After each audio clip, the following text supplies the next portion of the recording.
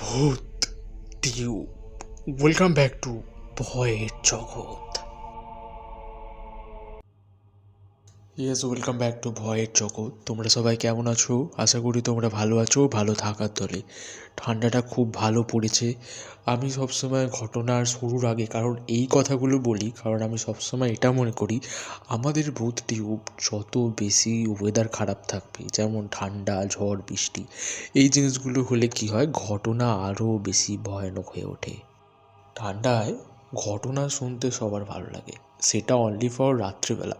তোমরা চেষ্টা করবে ঘটনা সবসময় রাত্রিবেলা শোনার জন্য। যাই হোক, আজকে একটা ছোট্ট ঘটনা আছে আমার কাছে। এই ঘটনাটা আমি কালেক্ট করেছি এক দাদুর থেকে। এটা আমার পাশের গ্রামের আমার এক বন্ধুর এক দাদু, তার জীবনে ঘটে যায় ঘটনাটা। তার আগে বলি, যারা আমাদের ঘটনা পাঠাতে চাও তারা আমাদের ঘটনা আমার ইমেল আইডি, হোয়াটসঅ্যাপ নাম্বারে পাঠিয়ে দিতে পারো। ইমেল আইডি, হোয়াটসঅ্যাপ নাম্বার দুটোই আমার ভিডিও ডিসক্রিপশানে আছে। তোমরা সেখান থেকে হোয়াটসঅ্যাপ নাম্বার কিংবা ইমেল যে কোনো একটা যা ইচ্ছা নিয়ে সেখান থেকে তোমরা মেসেজ করতে পারো।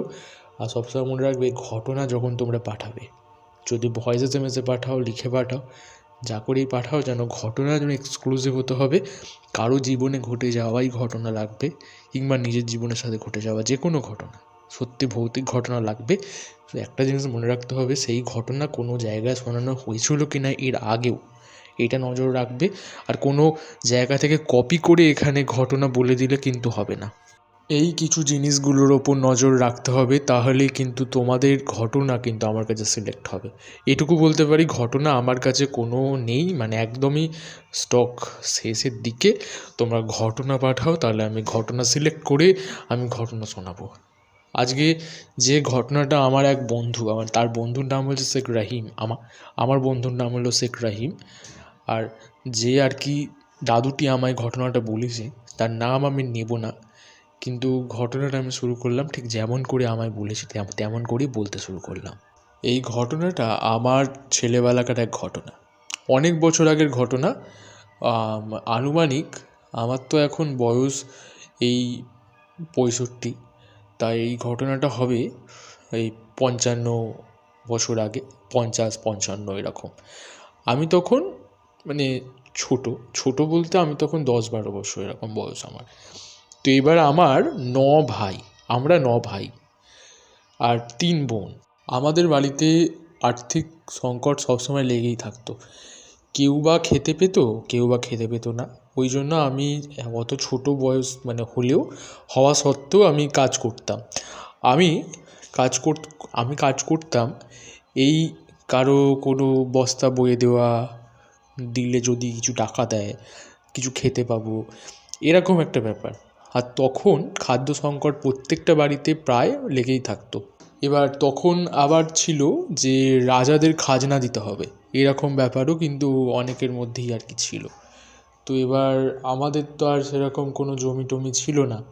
এবার বাড়িতে ওরকম খাদ্য সংকট লেগেই থাকতো। তো একদিন কি হয়, আমার এক ভাই, সে আমাদের বাড়ির থেকে কিছুটা দূরে একটা রেল লাইন আছে। শোনা গেল যে আমার এক ছোট ভাই নাকি রেলে কাটা পড়েছে। তো এটা শুনে তো আমার বাবা মার তো কান্না কে থামায়। তো দেখতে যাব, ভাই এরকমভাবে মারা গেল।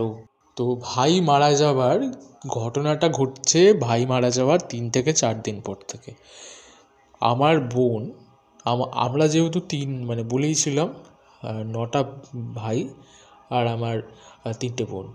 তা আমার এক ছোট বোন যার নাম জালিমা, সে বলছে যে আমি রাত্রিবেলা প্রতিদিন ভাইয়ের সাথে খেলি।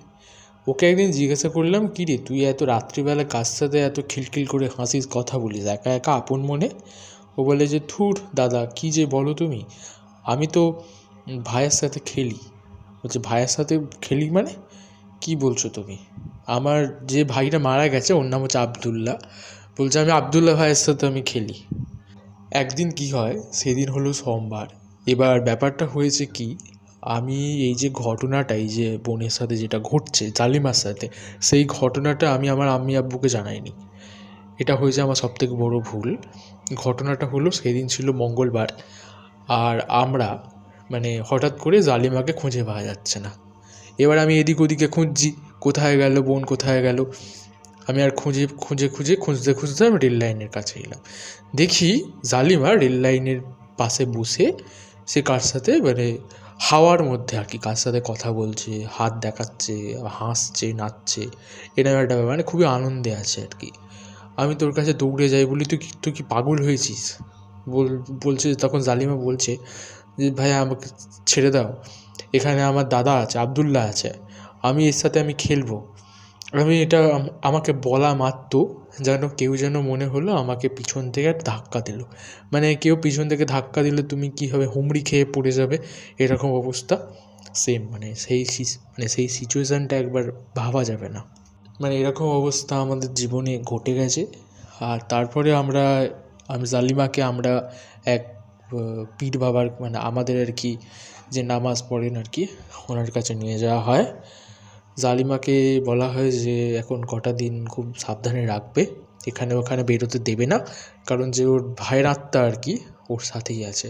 তারপরে নর্মাল হয়ে যায় সব কিছু। এই ছিল ঘটনাটা ভালো লাগলে তাহলে পড়ে শোনিও।